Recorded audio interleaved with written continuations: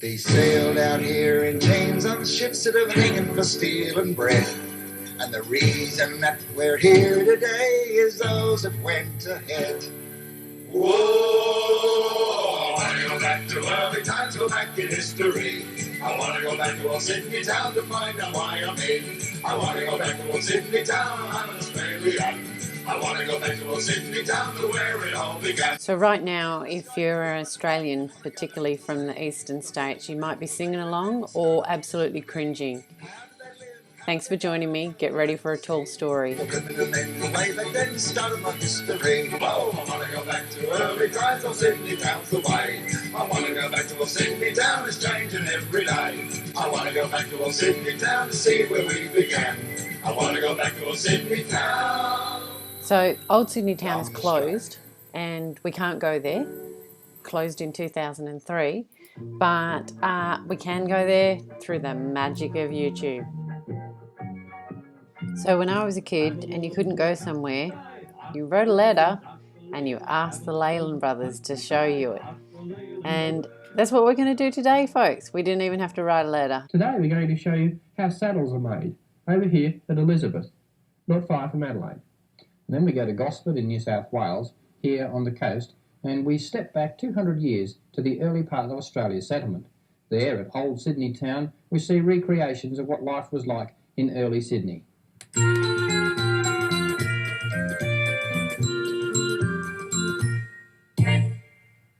Okay, I hope you're not disappointed because we're not going to go to Elizabeth and we're not going to see a saddle get made, but we are going to go to Old Sydney Town. Now, this was a place that was pretty famous when I was young, and every single school pretty much went there. Somehow I dodged that bullet. I never wanted to go, and now that I'm looking back at the video of this place, I'm understanding fully why I had so much resistance against it. This is where it's located, conveniently next to Ploddy the dinosaur. Must be the New South Wales Centre for Propaganda. So we are this far away from Sydney, so that would be Sydney City right there.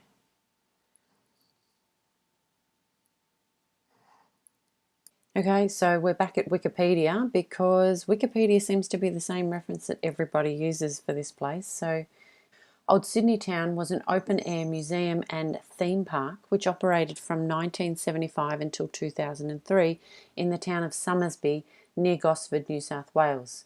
Once a living tribute to the early years of Sydney's colonial settlement in the late 18th and early 19th centuries, the town is now used as a location for film and television production. Opened on the 26th of January, which is Australia Day, in 1975 by Gough Whitlam. It was developed by architect Frank Fox with the help of the federal government and the Bank of New South Wales. Noted historian and distinguished heritage architect Robert Irving was the research director at Old Sydney Town for several years from the establishment of the project when Frank Fox was the owner and entrepreneur and before anything new was erected. At the time he was senior lecturer at the University of New South Wales and at Frank Fox's request gathered a research staff of 4 people to prepare the documentation for the buildings to be erected.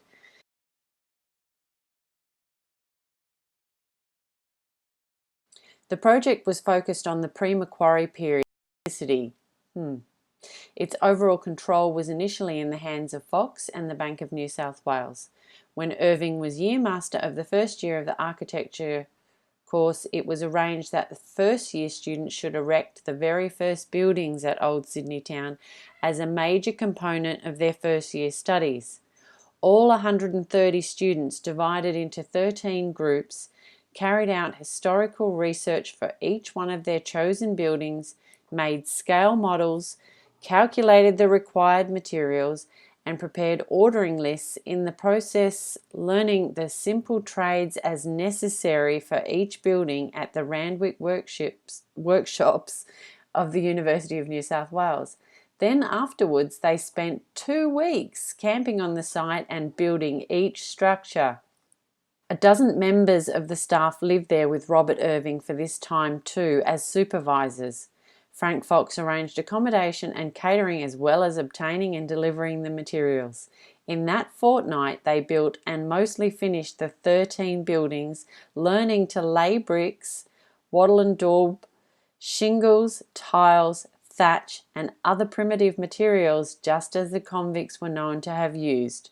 Perhaps the most interesting to be erected was Bennelong's hut, the original having been the first privately occupied brick building erected in Sydney. Workmen at the site afterwards finished off what the students had been unable to complete. So continuing on, the research team produced the documentation, also documentation of landscaping decoration. So this was all sorted out by a research team. A building campaign began. The windmill, which Robert Irving personally researched, was eventually almost completed but never opened. It doesn't say who built the windmill, which is made of stone, Hawkesbury sandstone, I believe. During its lifetime, the park had 6 million visitors, of which I wasn't one of them. And in 1994-5, it was used in the second season of Mighty Morphin Power Rangers for the return of the Green Ranger. So its closure in 2003 was largely blamed on its lack of thrill rides, etc. It was basically just a demonstration village of our sordid history as we've been taught it. The attractions themselves were a recreation of Sydney Harbour, soldiers on parade, thundering cannons, pistol and sabre duels, convict rebellion, magistrates' court, including daily trials, convict punishment, bullock rides, horse-drawn wagons, craft stores, kiosk, tea shop and barbecue facilities, charcoal chicken, EVT bakery, I don't know what that is, EVT, and a slice of Kevin Pizzeria. Geez, I missed that. Plus Big Dog Massage. Yes, what a thrilling day out. This is about all that remains of the old Sydney Town website is the photo gallery, and that's kind of all we really need anyway. This is the unfinished windmill. It's a pretty impressive windmill, isn't it, really? All out of sandstone.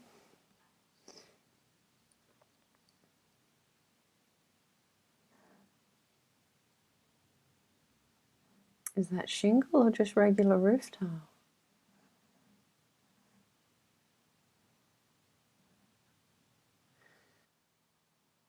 I have previous images of that when it still had the roof. This is post-fire.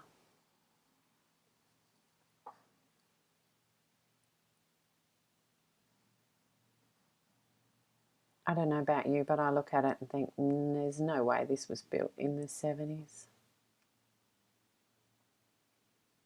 as a theme park. Come on.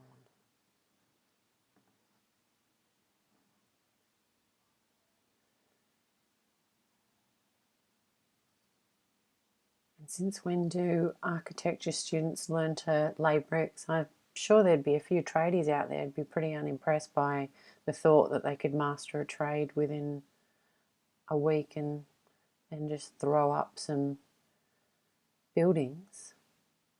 The chimneys are also all external. None of them are actually built into the buildings, how most chimneys seem to be integrated. This one's inside, I think. The eave comes out around it. Maybe not.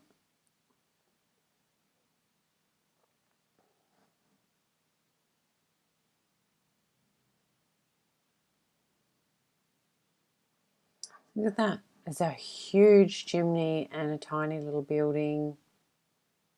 Notice the brickwork's still there too.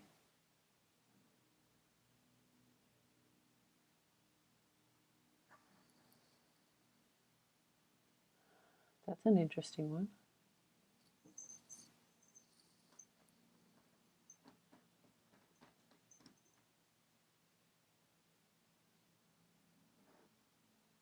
This is where either the pub or the restaurant was.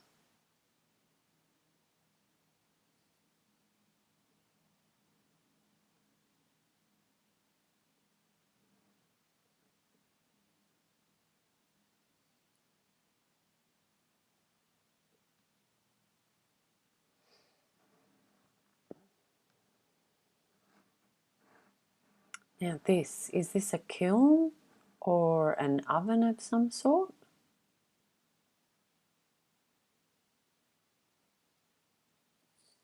Doesn't look like it was built by architecture students, that's for sure.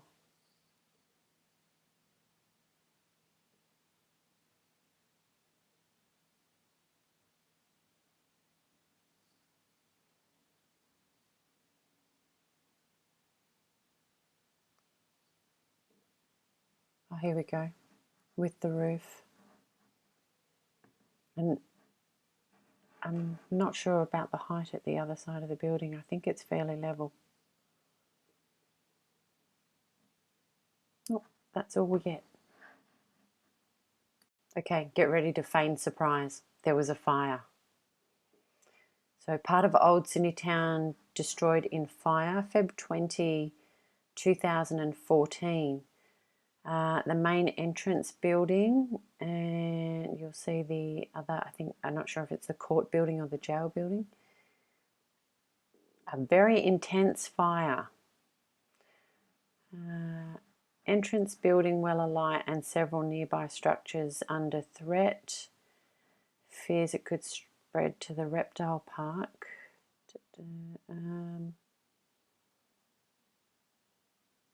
Yeah, it's definitely on fire. Again, very intense blaze. There were concerns for neighbours.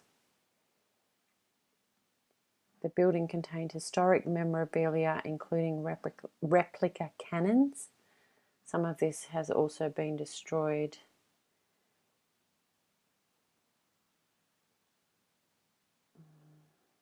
And again, they're still trying to reopen it. This is an interesting image.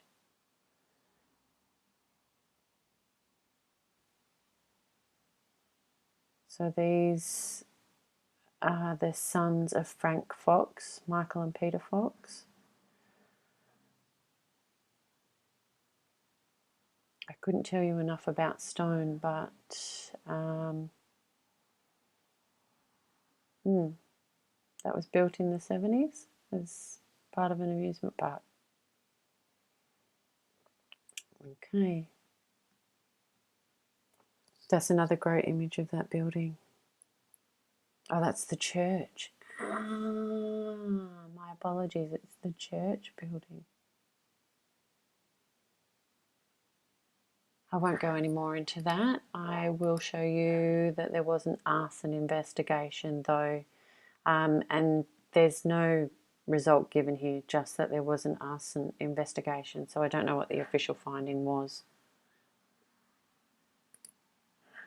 And most recently, it's been sold. I don't know if that totally eliminates any chance of reopening it, but I still wouldn't want to go there. The thing that I find most appalling about it, looking back now, was the total barbarity of the place. Is really hideously violent, and it's all just a big show for the kids. It's yeah, I find the whole thing very distasteful. And now looking back at our revised history, I just see it as a huge propaganda exercise that the government was heavily involved in. So, sorry to all the people that are really desperate for it to be reopened. I don't think we'll have a need for it in the future. You're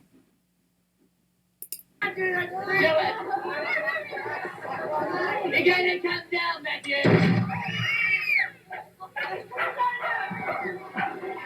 He won't be spelling any more shingles, Sergeant. Yes. Injustice is an interesting word by 20th century standards. The fate of those found guilty was extremely harsh. Time up. Hands! He is sentenced to receive 200 lashes. Like you be stupid. Get up!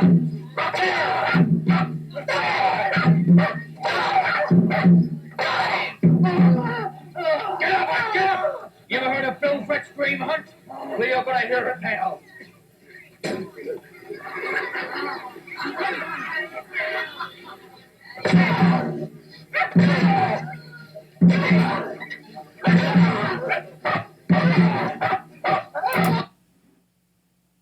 Are you getting the picture, folks?